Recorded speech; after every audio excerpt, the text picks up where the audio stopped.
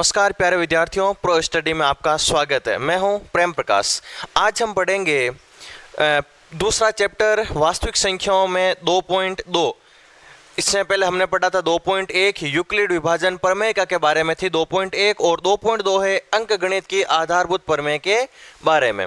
चलिए आइए पढ़ते हैं आज प्रश्नावली 2.2। ये है अंकगणित की आधारभूत प्रमेय के बारे में। तो सबसे पहले हम इसी प्रमेय के बारे में बातचीत करते हैं कि अंकगणित की आधारभूत प्रमेय क्या है। अंकगणित की आधारभूत कह सकते हो या आप कह सकते हो मूलभूत प्रमेय।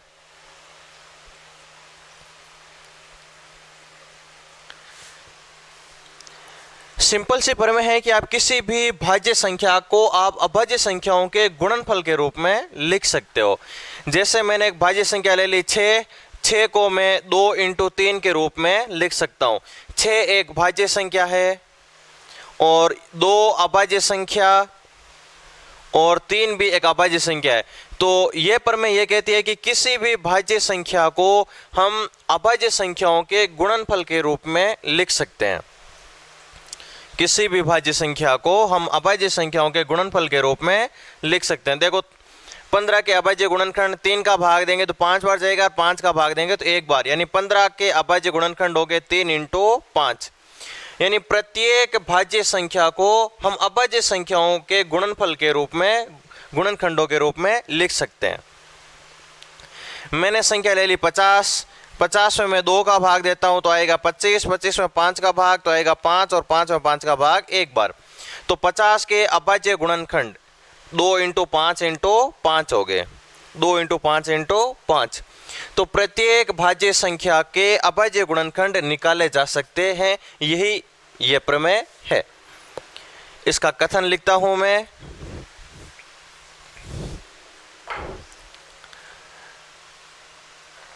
प्रत्येक भाज्य संख्या को अभाज्य संख्याओं के गुणनखंडों के रूप में लिखा जा सकता है तथा ये गुणनखंड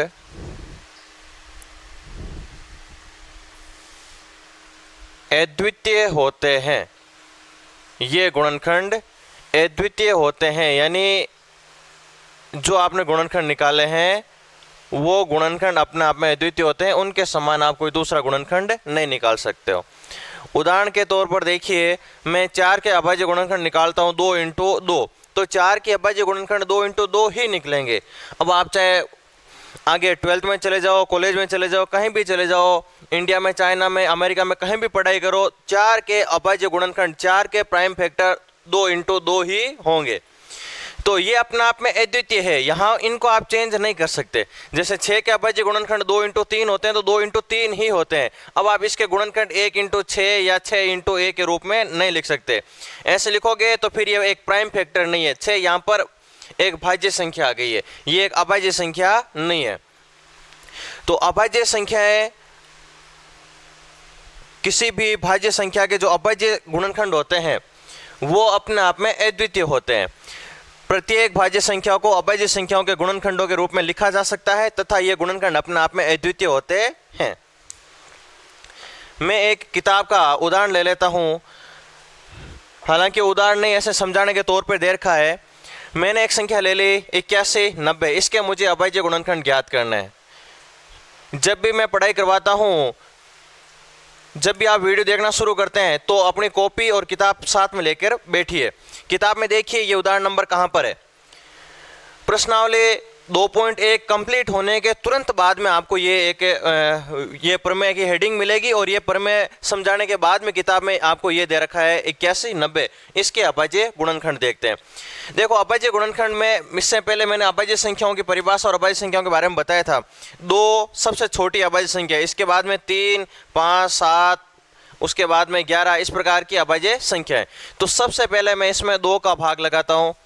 2 का भाग 8 में जाएगा 4 बार, फिर 2 का भाग 19 में जाएगा 9 बार और 10 में जाएगा 5 बार। अब देखिए, आपको मैंने भाजकता के नियम भी बताए हुए हैं। अब इसमें 2 का भाग तो जाता नहीं है, तो अब हम देंगे इसमें 3 का भाग।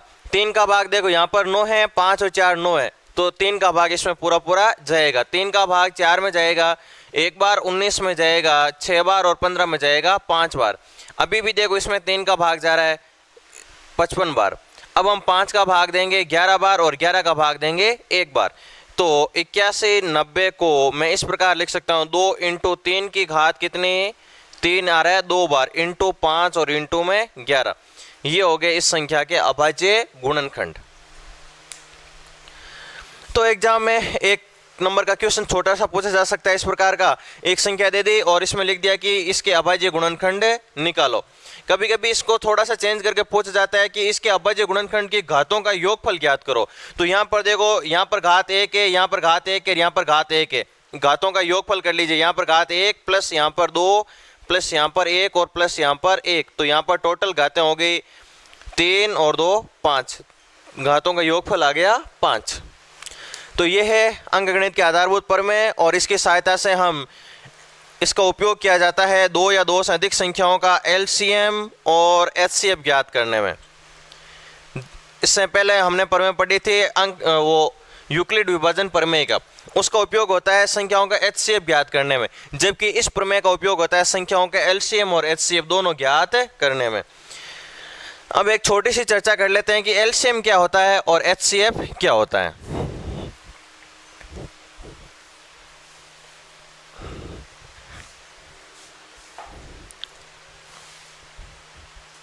एलसीएम और एचसीएफ, हालांकि मेरा इसका एक सेपरेट वीडियो बनाया हुआ है, आप उसको देख सकते हो, वो काफ़ी डिटेल में है।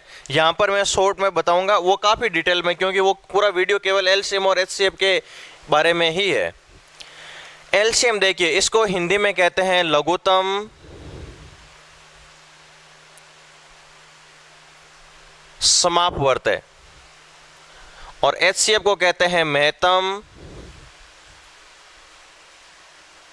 समापवर्तक। लघुत्तम का मतलब होता है छोटे से छोटा, यानी सबसे छोटा, और सम का मतलब हो गया समान, और अपवर्तय का मतलब हो जाएगा गुणज। यानी आपको 2 या 2 से अधिक संख्याएं दे रखी है, तो उनमें जो सबसे छोटा समान गुणज है, लीस्ट कॉमन मल्टीपल, जो सबसे छोटा समान गुणज है, वही कहलाएगा लघुत्तम समापवर्तय। और महत्तम का मतलब होता है बड़े से बड़ा, यानी सबसे बड़ा, सम यानी समान, और अपवर्तक का मतलब होता है गुणनखंड, फैक्टर।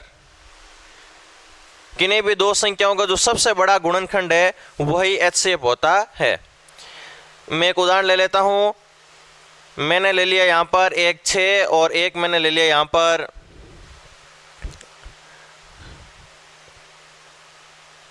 4। तो देखो 6 का एक गुणज होता है 12, 6 का अगला गुणज आता है 18, 6 का अगला गुणज आता है 24, उससे अगला गुणज आता है 23। गुणज क्या होते हैं? किसी संख्या को किसी अन्य संख्या से गुणा करने पर जो नई संख्या प्राप्त होती है वो मूल संख्या की गुणज कहलाती है। जैसे 6 को 2 से गुणा किया तो 12, तो 12 6 का गुणज हो गया। 6 को 3 से गुणा किया तो 18, 18 6 का गुणज हो गया। इसी प्रकार 24 6 का गुणज है, 30 भी 6 का गुणज है। मैं 4 के गुणज लिख लेता हूँ, 8 12 16 24 28 32, इस प्रकार से। अब यहाँ पर देखो 4 और 6 के मैंने कई सारे गुणज लिख दिए। इन गुणजों में समान गुणज कौन कौन से हैं? देखो 12 दोनों में आ रहा है, उसके बाद में 24 दोनों में आ रहा है। अभी आगे भी और सारे खूब समान गुणज आएंगे, लेकिन एलसीएम क्या होता है? सबसे छोटा समान गुणज। तो सबसे छोटा समान गुणज कौन सा है? यहाँ पर देखो 24, 24 से भी छोटा कौन आ रहा है? 12। तो इन दोनों संख्याओं का एलसीएम हो जाएगा 12। अब यदि इन दोनों संख्याओं का हमें एचसीएफ ज्ञात करना है तो अब हम इन संख्याओं के फैक्टर करेंगे, गुणनखंड करेंगे। एलसीएम के लिए हम गुणज लेते हैं और एचसीएफ के लिए हम गुणनखंड लेते हैं। तो 6 के गुणनखंड देखिए, 6 के गुणनखंड होते हैं 2 × 3 और 4 के गुणन होते हैं 2 × 2। 4 के गुणनखंड होते हैं 2 × 2 और 6 के 2 × 3। अब हमें देखना है सबसे बड़ा समान गुणनखंड। अब समान गुणनखंड कौन सा है? 2 यहाँ पर, 2 यहाँ पर, उसके बाद में 3 यहाँ पर है लेकिन उधर नहीं है, 2 यहाँ पर बचा हुआ है लेकिन उस 2 के लिए इधर कोई जोड़ा नहीं बन रहा है। तो यहाँ पर सबसे बड़ा समान गुणनखंड कौन सा आ रहा है? 2 आ रहा है। तो इन संख्याओं का HCF हो जाएगा 2।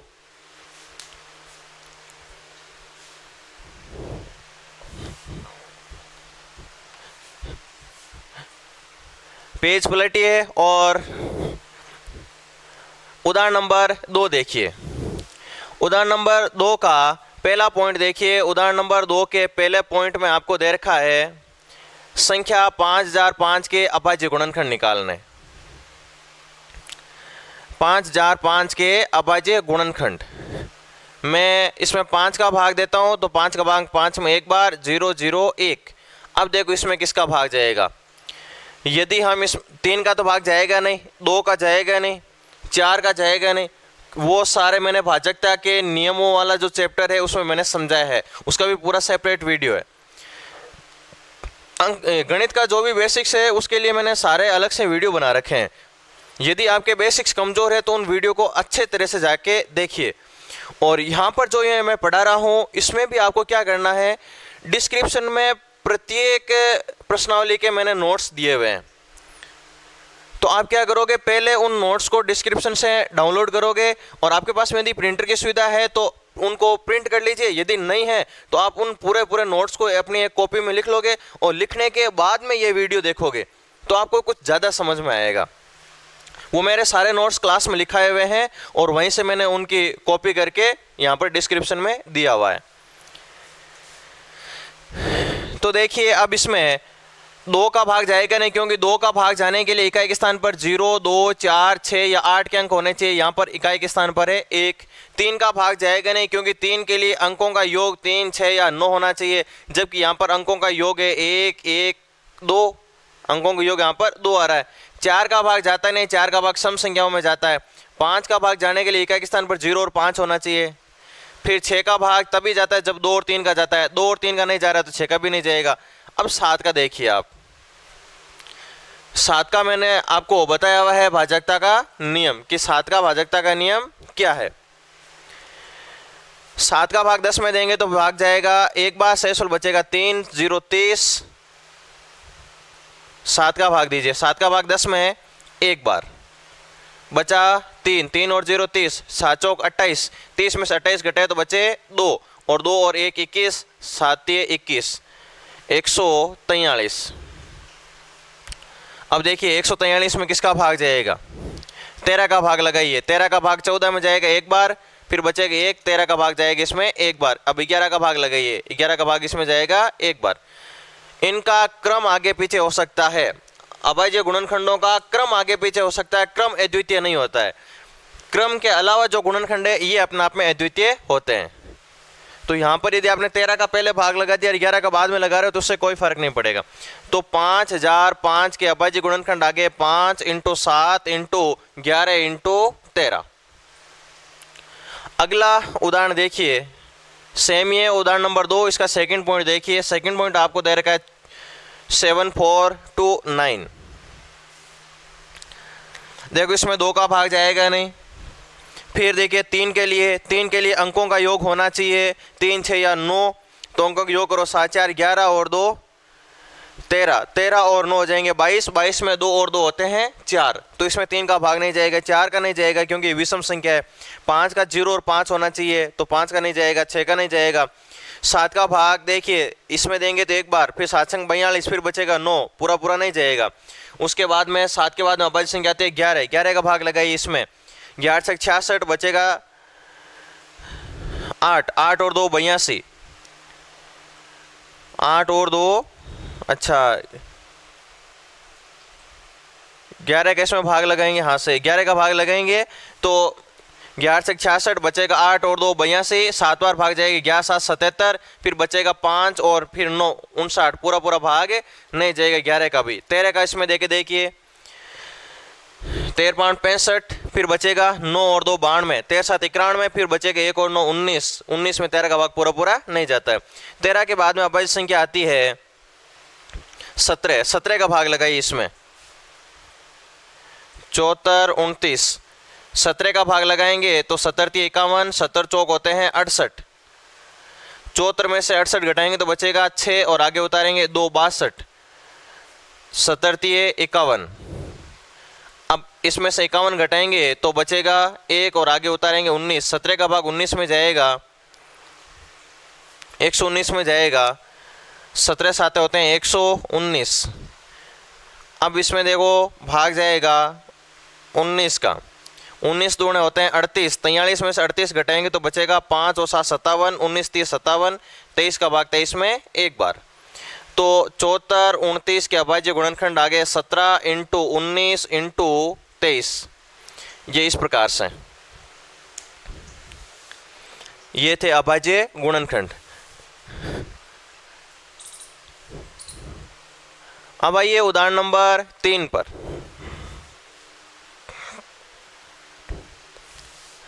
उदाहरण 3 कहता है कि संख्या 144, 180 और 192 का एलसीएम व एचसीएफ ज्ञात करना है। यहाँ पर आपको 3 संख्याएं दे रखी है, इन 3 संख्याओं का एलसीएम और एचसीएफ ज्ञात करना है। तो हम क्या करेंगे, अभाज्य गुणनखंड विधि से सबसे पहले 144 के अभाज्य गुणनखंड निकालेंगे। 144 के अभाज्य गुणनखंड, ये 144 2 का भाग दिया, 14 में 7 बार और 4 में 2 बार, फिर 2 का भाग 7 में 3 बार और 12 में जाएगा 6 बार, फिर 2 का भाग 18 बार, फिर 2 का भाग 9 बार, फिर 3 का भाग 3 बार और 3 का भाग 1 बार। तो 144 के अभाज्य गुणनखंड हो गए 2 की घात 1 2 3 4 इंटू 3 की घात 2, उसके बाद में 180, 180 में 2 का भाग देंगे तो 90, फिर 2 का भाग देंगे तो 45, फिर 3 का भाग जाएगा 15 बार, फिर 3 का भाग जाएगा 5 बार और 5 का भाग जाएगा 1 बार। तो 180 बराबर हो गया 2 की घात 2 इंटू 3 की घात 2 इंटू 5। 2 2 बार आ रहा है, 3 2 बार और 1 5 आ रहा है। फिर लीजिए संख्या 192, ये है 192। 192 2 का भाग देंगे तो इसमें जाएगा 9 बार और फिर जाएगा 6 बार, फिर 2 का भाग देंगे तो 48 बार, फिर 2 का भाग देंगे तो 24 बार, फिर 2 का भाग देंगे तो 12 बार, 2 का भाग देंगे तो 6 बार, 2 का भाग देंगे तो 3 बार और 3 का भाग देंगे तो 1 बार। तो 2 कितनी बार आ गया, 1 2 3 4 5 6, 2 आ रहा है 6 बार। 192 बराबर 2 की घात 6 इंटू में आ जाएगा 3। अब आपको एलसीएम निकालना है, तो एलसीएम के लिए आपको क्या करना है, सबको लेना और उच्चतम घात को लेना, सबको लेना और उच्चतम घात को लेना, ये ध्यान रखना एलसीएम के लिए। तो देखो 2 की घात सबसे बड़ी यहाँ पर 4 है, यहाँ पर 2 है, यहाँ पर 6 है, तो 2 की घात एक साथ अधिकतम आ रही है 6, तो जो सबसे बड़ी घात है वो वाला आपको पद लेना है। 2 की घात यहाँ पर 6 है तो सबसे बड़ी घात ले ली। फिर देखिए 3 के बारे में, 3 की घात 2, 3 की घात 2 और 3, तो 3 की घात अधिकतम कितनी बार आ रही है, 3 की घात अधिकतम आ रही है 2 बार, और उसके बाद में 5। कोई भी संख्या छूटनी नहीं चाहिए, एलसीएम में किसी भी संख्या को पीछे नहीं छोड़ना और सबसे बड़ी घात को लेना, इसको हमेशा के लिए नोट कर लेना। एलसीएम सबसे बड़ी घात व सबको लेना, किसी को नहीं छोड़ना है। और एचसीएफ के लिए आपको क्या करना है, एचसीएफ के लिए सबसे छोटी घात व जो कॉमन है केवल उसी को लेना है। हाईएस्ट कॉमन फैक्टर जो कॉमन है उसी को लेना है। अब यदि हमें एचसीएफ देखना है इनका, तो एचसीएफ क्या हो जाएगा, हाईएस्ट कॉमन फैक्टर। पहले तो ये देखो कि इनमें कॉमन क्या है, हर एक में होना चाहिए। 2 और 3 यहाँ पर है, यहाँ पर भी है और यहाँ पर भी है, तो 2 और 3 तीनों में कॉमन का मतलब जो हर जगह है, 2 संख्या तो दोनों संख्याओं में, 5 संख्या तो 500 संख्या में जो आ रहा है पद वही कॉमन होता है। तो 2 यहाँ पर भी, यहाँ पर भी, यहाँ पर भी, तो 2 कॉमन, 3 यहाँ पर और यहाँ पर, तो 3 भी कॉमन। तो पहले तो ये देखो कि कॉमन क्या है। कॉमन देखने के बाद में आप इनकी न्यूनतम घात लो। 2 की न्यूनतम घात कितनी है, 2 की न्यूनतम घात है 2, यहाँ पर तो ज़्यादा आ रही है घातें 2 की। फिर 3 की छोटे से छोटी घात देखो, 3 की छोटे से छोटी घात यहाँ पर आ रही है 1, यानी बिना घात वाला पद। अब इनको गुणा कर लीजिए, 2 की घात 2 का मान होता है 4, 4 को 3 से इंटू करते ही 12। 2 की घात 6 का मान, 2 की घात 5 का मान होता है 32, 6 का मान होता है 64, और यहाँ पर है 9 और यहाँ पर है 5। 5 को 9 से इंटू करने पर 45, 45 और 64 को इंटू करना है, 5 को 4 से इंटू करेंगे तो हो जाएंगे 20, 2 हासिल के 4 चौक 16 और 6 पंजे 30, 30 और 16 हो जाएंगे 46 और 2 हो जाएंगे 48, हासिल के 2, 6 चौक 24 और 2 26। तो इनका एलसीएम आ गया 26, 80 और एचसीएफ आ गया 12।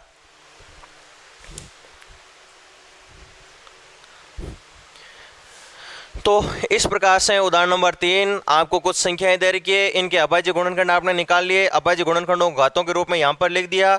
एलसीएम के लिए सबको लिया और उच्चतम घात ले ली, एचसीएफ के लिए कॉमन को लिया और न्यूनतम घात ले ली।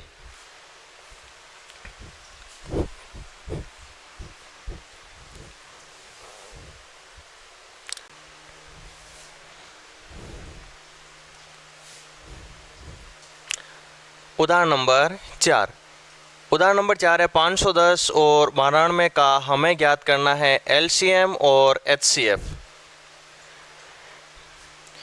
इसके बाद में हमने जो एलसीएम और एचसीएफ निकाले हैं इनकी हमें जांच भी करनी है। तो यदि आपको दो संख्याएं दे रखी है तो इन दोनों संख्याओं का गुणनफल उन दोनों संख्याओं के एलसीएम और एचसीएफ के गुणनफल के बराबर होता है। इस सूत्र की सहायता से हमें जांच भी करनी है। यदि हमें दो संख्याएं दे रखी है तो उन दोनों संख्याओं का गुणनफल उन दोनों संख्याओं के एलसीएम और एचसीएफ के गुणनफल के बराबर होता है। तो चलिए आइए पहले निकालते हैं इनका एलसीएम अभाज्य गुणनखंड विधि से। 510 व 92 के अभाज्य गुणनखंड, 510 के अभाज्य गुणनखंड निकालते हैं। मैं 2 का भाग देता हूँ, 2 का भाग 5 में जाएगा 2 बार और उसके बाद में 11 में जाएगा 5 बार और 10 में जाएगा 5 बार। अब मैं इसमें 3 का भाग देता हूँ, 8 तिये 24 और उसके बाद में 5 तिये 15।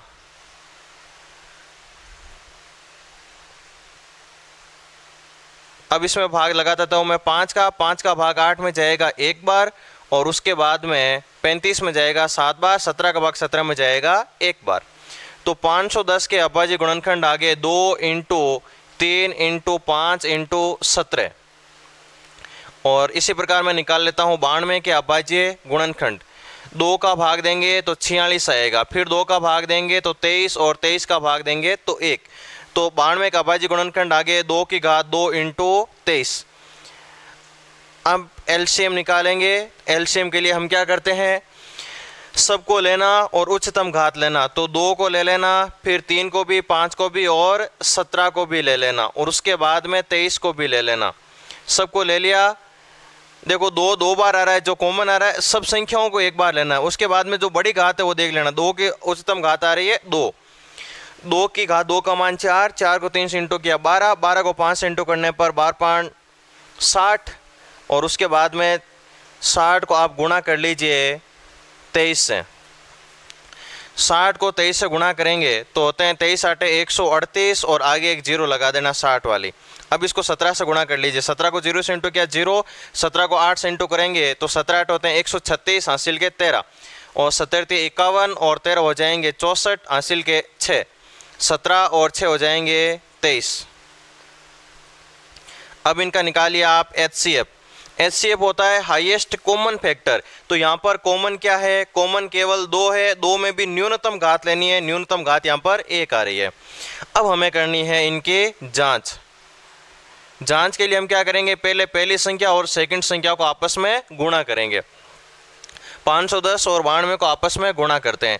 510 × 92, 0 92 को 1 से इंटू किया 92, हासिल के 9। 92 को 5 से इंटू किया तो 5 × 10 और 9 19, हासिल का 1 और 9 पंजे 45 और 1 46, 46 920। ये इनका गुण आ गया।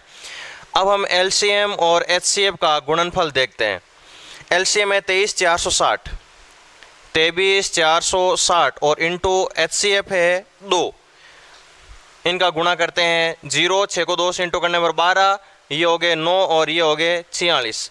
तो देखो दोनों संख्याओं का गुणनफल 46 920 और दोनों संख्याओं के एलसीएम और एचसीएफ का गुणनफल भी 46 920। तो हम लिख देंगे यहाँ पर पहली संख्या इंटू दूसरी संख्या बराबर एलसीएम इंटू एचसीएफ है। इसका मतलब हमारे द्वारा ज्ञात किए गए एलसीएम और एचसीएफ सही है।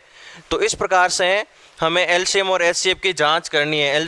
दोनों लेसेब और मेसेब निकाल लिया और उसके बाद में इस सूत्र की सहायता से जांच भी करनी है।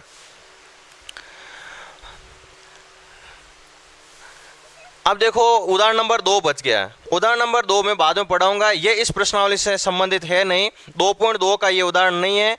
इस उदाहरण को हम वास्तविक संख्याओं के दशमलव प्रसार यानी 1.4 पढ़ेंगे, उस टाइम पढ़ाऊंगा। उदाहरण नंबर 2.4 में पढ़ाऊंगा। चलिए अब आते हैं हम प्रश्नावली 2.2 पर। 2.2 का पहले का 5वां पॉइंट लेता हूं मैं। पहले का 5वां पॉइंट है 20,570। इसके निकालने हमें अभाज्य गुणनखंड। बाकी के सारे पॉइंट आपको होमवर्क में करने हैं। 20,570 के अभाज्य गुणनखंड देखिए, 2 का भाग लगाया तो इसमें जाएगा 10 बार, 5 में जाएगा 2 बार, फिर 17 में जाएगा 8 बार और उसके बाद में जाएगा 5 बार। अब देखिए किसका भाग जाएगा, 8 और 5 13, 13 और 1 14, ये हो गया 16, 7, 3 का भाग तो जाएगा नहीं क्योंकि अंकों को योग हो रहा है 7, 4 का जाएगा नहीं, 5 का भाग लगाओ, 5 का भाग 10 में 2 बार और फिर भाग जाएगा नहीं, भाग टूट जाएगा, 28 में जाएगा 5 बार और उसके बाद में 35 में जाएगा 7 बार। चलिए अब देखिए इसमें किसका भाग जाएगा, 7 का भाग देंगे तो 7 दूनी 14, फिर बचेगा 6 और 5 65, 63, 2 और 7 27, 27 में 7 का भाग जाता नहीं है। तो 11 का देखिए, इसमें 11 का भाग देंगे तो बचेगा 11 कम 11, 20 में से 11 घटाएंगे तो बचेगा 9 और 5 95, 88, 8 बार जाएगा और उसके बाद में सही है 11 का भाग जा रहा है। 11 का भाग इसमें एक बार बचा कितना 9, 95, 11 8 होते हैं 88, 95 में से 88 घटाइए बचेगा कितना 7, 77, 11 का भाग 77 में जाएगा 7 बार। अब देखिए इसमें और किसका भाग जाएगा, और 11 का भाग जा रहा है, 11 का भाग 18 में एक बार और फिर 77 में 7 बार और 17 का भाग 17 में जाएगा एक बार। तो 20,570 के अभाज्य गुणनखंड आ गए 2 × 5 × 11 की घात 2 और इंटू में 17।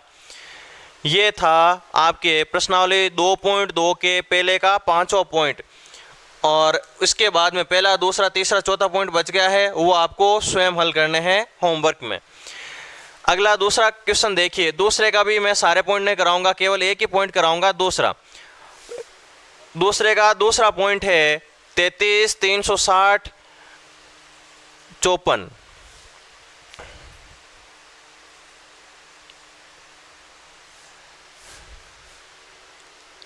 360 और 54 इनका हमें ज्ञात करना है एलसीएम और एचसीएफ और फिर इसकी हमें जांच भी करनी है। अभी जैसा ठीक ये उदाहरण किया था ना, ठीक वैसे ही। तो मैं ले लेता हूं 360 व 54 के अभाज्य गुणनखंड।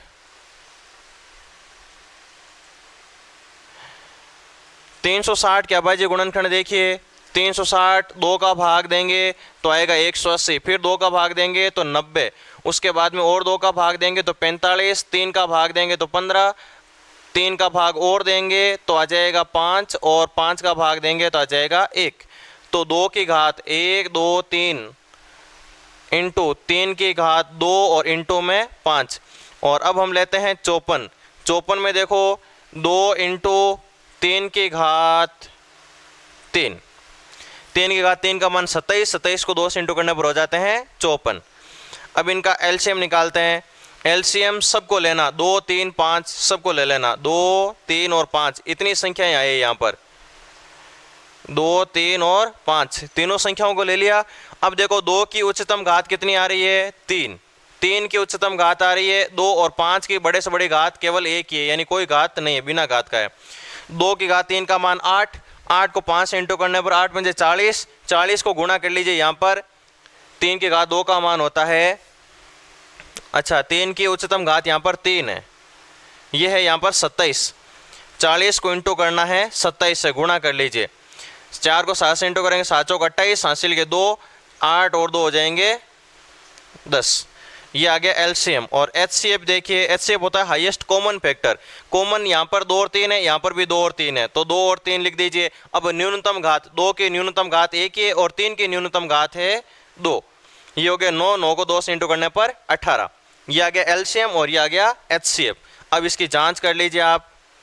जांच के लिए हम क्या करेंगे, पहली संख्या इंटू दूसरी संख्या। पहली संख्या है 360 और अगली संख्या है 54।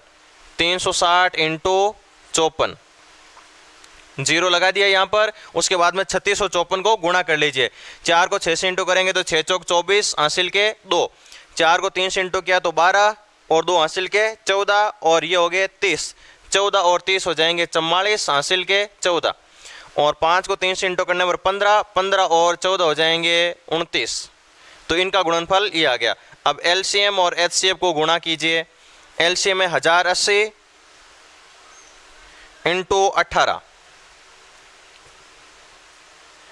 18 को 0 से इंटू किया 0, 18 को 8 से इंटू करने पर 18 8, 8 8 64, हासिल के 6, 8 और 6 हो जाएंगे 14। 18 8 होते हैं 144, 144 का 4, हासिल के 14, फिर हासिल का 1। 18 को 1 से इंटू किया 18, 18 और 1 हो जाएंगे 19, 19 440। तो यहाँ पर या फिर हमने गड़बड़ कर दी होगी, यहाँ पर भी शायद 19 ही आएगा। ठीक है, तो इस प्रकार से आप इसको वापस देख लेना, ये सही है वैसे, फिर भी आप दोबारा इसको जांच कर लेना। तो इस प्रकार से हम किसी भी संख्याओं का अभाज्य गुणनखंड निकालेंगे, उनका एलसीएम और एचसीएफ लेंगे और फिर उनकी हम जांच कर लेंगे। नीचे लिख देना यहाँ पर कि पहली संख्या इंटू दूसरी संख्या बराबर लेसेप इंटू मैसेप है, तब हमारे द्वारा ज्ञात किए गए लेसेप और मैसेप सही है। आइए अब हम अगला क्वेश्चन लेते हैं। Question number 3। 3 का भी मैं एक ही पॉइंट लूँगा, 3 का मैं 5वां पॉइंट करवाता हूँ आपको, बाकी के आप करोगे। 3 का 5वां पॉइंट है 40, 36 और 126। 5वां पॉइंट 40, 36 और 126, इनका हमें ज्ञात करना है एलसीएम और एचसीएफ। 40 के अभाज्य गुणनखंड ले लीजिए। 40 के अभाज्य गुणनखंड हो गए 2 की घात 40, 20, 10। 2 की घात हो जाएगा 3 और इंटू में आ जाएगा 5। 2 की घात 3 का मान 8, 8 पंजे होते हैं 40। उसके बाद में 36 के अभाज्य गुणनखंड ले लीजिए। 2 की घात 2 इंटू 3 की घात 2, ये 9 और ये 4, 9 चौक होते हैं 36। और फिर 126 के ले लीजिए। 126 के अभाज्य गुणनखंड होंगे, 2 का भाग देंगे तो 6 बार और 3 बार, और उसके बाद में 3 का भाग देंगे तो 21 बार, और फिर 3 का भाग देंगे 7 बार, और साथ में 7 का भाग 1 बार। यानी 126 के अभाज्य गुणनखंड हो जाएंगे 2 इंटू 3 की घात 2 इंटू 7। अब देखो इनका एलसीएम, एलसीएम सबको लेना। 2, 3, 5 और 7 आ रहा है, सब संख्याओं को ले लो। 2, 3, 5 और 7 को ले लिया। अब इनकी घातें देख लो। 2 की बड़े से बड़ी घात यहाँ पर 3 है, फिर 3 की बड़े से बड़ी घात 2 आ रही है, 5 अकेला है, 7 भी अकेला है। 2 की घात 3 का मान 8, 8 में जो हो जाएंगे 40, और 40 को 7 से इंटू करने पर 7 चौक 28, 280 हो जाएंगे। और 3 की घात 2 का मान होता है 9, गुणा कर लीजिए। 9 8 72, हासिल के बचेंगे 7, 9 दूनी 18, 18 और 7 हो जाएंगे 25। और अब इनका ज्ञात कीजिए आप एचसीएफ। एचसीएफ होगा हाईएस्ट कॉमन फैक्टर। देखो कॉमन क्या है, 2 तीनों जगह आ रहा है, तीनों ही संख्या में 2 आ रहा है। 3 इन 2 में है लेकिन इसमें नहीं है। 5 और 7 कॉमन नहीं है, तो कॉमन आ रहा है 2। अब 2 की न्यूनतम घात बिना घात का है, तो ये इनका एचसीएफ होगा। इस प्रकार से था ये तीसरे का 5वां पॉइंट। बाकी के पॉइंट आप हल करोगे ठीक इसी तरीके से। संख्याएं इनके अभाज्य गुणनखंड निकाल लेना, एलसीएम और एचसीएफ ले लेना। अब अगला क्वेश्चन देखिए, चौथा क्वेश्चन भाषा के रूप में दे रखा है। आपको दे रखा है कि एक कोई वर्ताकार खेल का मैदान है, उसमें रमन 18 मिनट में एक चक्कर पूरा लगाता है और अनुप्रिया 12 मिनट में एक चक्कर पूरा लगाती है। यदि दोनों बालक एक ही जगह से एक ही टाइम दौड़ना प्रारंभ करते हैं तो वापस कितने समय बाद में मिलेंगे। देखो इनकी स्पीड अलग अलग है, तो ये दोनों आपस में मिलेंगे। इस प्रकार का एक वर्ताकार ट्रैक है, मान लीजिए दोनों यहां से दौड़ना प्रारंभ करते हैं, तो अभी तो दोनों एक साथ है, बराबर है, लेकिन इनकी स्पीड अलग अलग है। दौड़ने की जो स्पीड है वो अलग अलग है। रमन तो दौड़ता है 18 मिनट में, रमन ये पूरा चक्कर 18 मिनट में लगाता है, जबकि अनुप्रिया इस पूरे चक्कर को 12 मिनट में कंप्लीट कर लेती है। तो इसका मतलब अनुप्रिया तेज दौड़ती है तो 12 मिनट में चक्कर पूरा कर लेगी और रमन 18 मिनट में पूरा करेगा। अनुप्रिया तेज दौड़ती है तो थोड़ी देर बाद में रमन से आगे हो जाएगी, तो ये बराबर के बजाय अब आगे पीछे हो जाएंगे। अब अनुप्रिया कब वापस रमन को एक अपना राउंड पूरा करके रमन के बराबर कब आ जाएगी वापस, यानी अनुप्रिया पूरा एक राउंड रमन से आगे कब हो जाएगी, वो हमें समय ज्ञात करना है। इस प्रकार के कभी भी कोई प्रश्न आ जाए, इससे संबंधित और भी मैं उदाहरण बता देता हूँ। यदि आपको प्रश्न में दिया हुआ हो कि कोई 3 घड़ियां हैं, उसमें अलार्म बज रहे हैं, एक घड़ी में प्रत्येक 5 मिनट के बाद में अलार्म बजता है, दूसरी घड़ी में प्रत्येक 15 मिनट और तीसरी घड़ी में प्रत्येक 20 मिनट के बाद में अलार्म बजता है। यदि तीनों घड़ियों में सुबह 7 बजे एक साथ अलार्म बजा, तो अब वापस पुनः एक साथ अलार्म कब बजेगा। या फिर इस प्रकार का प्रश्न आ जाए कि 2 या अधिक चौराहे हैं और उसमें लाल बत्ती होने का जो क्रम है, पहले चौराहे पर लाल बत्ती प्रत्येक 6 मिनट में होती है और अगले चौराहे में लाल बत्ती प्रत्येक 7 मिनट में होती है। यदि सुबह 9 बजे दोनों में लाल बत्ती थी, तो अब दोनों एक साथ लाल बत्ती दोनों चौराहे पर कब होगी। तो इस प्रकार के कभी भी प्रश्न आ जाए कि वो दोनों एक साथ कब मिलेंगे, एक साथ अलार्म कब बजेगा, एक साथ वो हरी बत्ती नीली या पीली बत्ती कब होगी, ऐसी स्थिति में हम एलसीएम ज्ञात करते हैं। हमेशा इस पॉइंट को याद रखना। तो यह है प्रश्न संख्या 4। रमन इस को पूरा करता है 18 मिनट में और अनुप्रिया इस चक्कर को पूरा करती है 12 मिनट में। हमें देखना है कि दोनों एक साथ कब मिलेंगे। दोनों के एक साथ मिलने का समय या फिर मिलने में लगा समय बराबर हो जाएगा एलसीएम। किसका एलसीएम? 18 और 12 का एलसीएम। अब देखो 18 के अभाज्य गुणनखंड होते हैं 2 × 3 की घात 2, 9 × 2 18 होते हैं, और 12 के अभाज्य गुणनखंड होते हैं 2 की घात 2 × 3। अब इनका एलसीएम ज्ञात करना है। अभाज्य गुणनखंड आ रहे हैं 2 और 3, 2 की उच्चतम घात 2 है और 3 की उच्चतम घात है 2। ये हो गया 4 × यानी 36 मिनट के बाद में वो दोनों एक साथ मिलेंगे। ये इस प्रकार से देखो, ये एक वर्ताकार ट्रैक है। अनुप्रिया पूरा एक चक्कर 12 मिनट में लगा देगी। मान लीजिए अनुप्रिया एक पूरा चक्कर लगाकर यहाँ पर आ गई, ठीक उसी टाइम में ये जो रमन है ये पीछे चल रहा होगा। रमन का भी एक ही राउंड पूरा नहीं हुआ है, रमन इतना पीछे है, अनुप्रिया यहाँ पर आ गई, पूरा चक्कर लगा, अनुप्रिया यहाँ पर आ गई और ये जो रमन है ये अभी यहीं पर है। फिर रमन यहाँ से आगे दौड़ता है, अनुप्रिया दूसरा चक्कर लगा लेती है। अनुप्रिया 12 मिनट में एक और चक्कर लगा लेती है, तो अनुप्रिया ने 24 मिनट में 2 चक्कर लगा लिए, जबकि ये मान लीजिए यहाँ से चलकर यहाँ पर आया होगा। फिर अनुप्रिया तीसरा चक्कर और लगाती है, उतने में हो जाते हैं 36 मिनट, और ठीक उसी टाइम ये एक चक्कर इसने पूरा लगा लिया 12 मिनट में। रमन ने एक चक्कर पूरा लगाया 12 मिनट में, 18 मिनट में, और जब वो अगला चक्कर पूरा लगाएगा तो 18 मिनट और लग जाएंगे, 18 और 18 36 मिनट हो जाएंगे। कहने का मतलब है कि अनुप्रिया 18 मिनट में 36 मिनट में अनुप्रिया 3 चक्कर लगा लेती है और रमन चक्कर लगा लेता है 2। तो अनुप्रिया एक चक्कर आगे हो जाती है। जब आगे होगी उसको क्रॉस करोगे तो उस टाइम दोनों एक साथ होंगे, तो वो कितने समय के बाद में होंगे? 36 मिनट के बाद में होंगे। अगला प्रश्न देखिए, थोड़ा इंपॉर्टेंट और अच्छा भी है। 5वां प्रश्न इस प्रश्नावली का अंतिम प्रश्न है। 5वां प्रश्न इस प्रकार से दे रखा है कि एक संगोष्ठी हो रही है, एक कोई मीटिंग हो रही है, या फिर आप इसको ऐसे कह सकते हो कि एक कोई एग्जाम हो रहा है, प्रतियोगिता हो रही है हिंदी, अंग्रेजी और गणित विषय की, जिसमें प्रतिभागी हैं कुछ और जो भाग लेंगे। हिंदी के लिए 60 प्रतिभागी हैं, अंग्रेजी के लिए 84 प्रतिभागी हैं और गणित के लिए 108 प्रतिभागी हैं।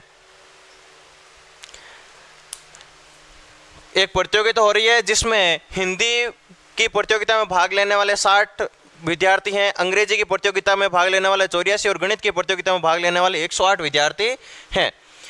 अब आगे प्रश्न में लिखा हुआ है कि आपको कमरों की न्यूनतम संख्या ज्ञात करनी है जिसमें इन प्रतिभागियों को हम बिठा सकें। अब बिठाना कैसे है? बिठाना ऐसे है कि एक कमरे में एक ही विषय के विद्यार्थी बिठाने हैं, एक कमरे में एक ही विषय के। जैसे मान लीजिए ये रूम नंबर 1 है, ये रूम नंबर 2 है, ये आ गया रूम नंबर 3, ये आ गया रूम नंबर 4, इस प्रकार से। मान लीजिए आपने यहाँ पर 3 बालक बिठा दिए हिंदी के, तो फिर अगले रूम में भी 3 बालक, अगले रूम में भी 3 बालक होने चाहिए। और फिर आगे जाकर ऐसा नहीं होना चाहिए कि किसी एक रूम में 3 नहीं हो। यदि आपने हिंदी के पहले रूम में 3 बिठाए तो प्रत्येक जगह हिंदी के 3-3 ही होने चाहिए। यदि फिर उसके बाद में हर एक रूम में 3-3 होने चाहिए, उस 3-3 के क्रम में सारी संख्या समावेशित हो जानी चाहिए। यानी आपको एक ऐसी संख्या सोचनी है जो संख्या 60, 84 और 108 तीनों को पूरा विभाजित करे। यदि आपने हिंदी के आप 5-5 बिठा रहे हो, प्रत्येक रूम में हिंदी के 5-5 बिठा रहे हो, तो आगे आएगा अंग्रेजी का रूम, अंग्रेजी में भी 5-5 ही बिठाना है, फिर गणित में भी 5-5 बिठाना है। आपको ठीक इस क्रम में बिठाना है।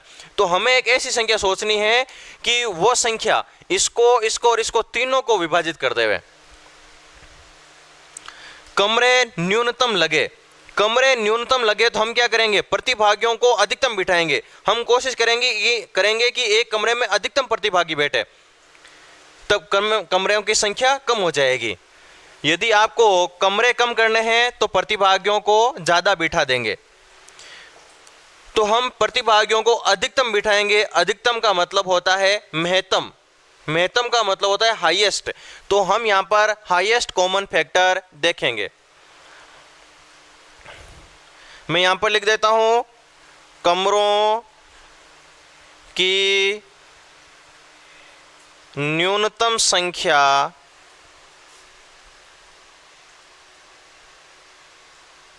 ज्ञात करनी है, तब एक कमरे में अधिकतम बालक बिठाएंगे। कमरों की न्यूनतम संख्या ज्ञात करनी है। कमरे कम से कम लगे तो हम बालकों को अधिकतम बिठा देंगे। इसलिए हम ज्ञात करेंगे HCF किसका? 60, 84 और 108 का। देखो 60 के अभाज्य गुणनखंड, 60 के अभाज्य गुणनखंड 2 का भाग देंगे तो 30, फिर 2 का भाग देंगे तो 15, और फिर 3 का भाग देंगे तो 5, और 5 का भाग देंगे तो 1, यानी 2 की घात 2 × 3 × 5। और 84 का अभाज्य गुणनखंड देखिए, 2 का भाग दिया तो आ जाएगा 84 का आधा 42, और फिर 2 का भाग देंगे तो आ जाएगा 21, और फिर 3 का भाग देंगे तो 7, और 7 का भाग देंगे तो 1। ये आ गया 2 की घात 2 × 3 और इंटू में 7। 84 के बाद में 108, 108 के अभाज्य गुणनखंड निकाल लीजिए। 2 का भाग दिया तो 54, फिर 2 का भाग दिया तो 27, फिर 3 का भाग 9 बार, और फिर 3 का भाग 3 बार, और 3 का भाग 1 बार, यानी आ गया 2 की घात 2 × 3 की घात 3। अब हमें निकालना है इनका HCF। HCF होगा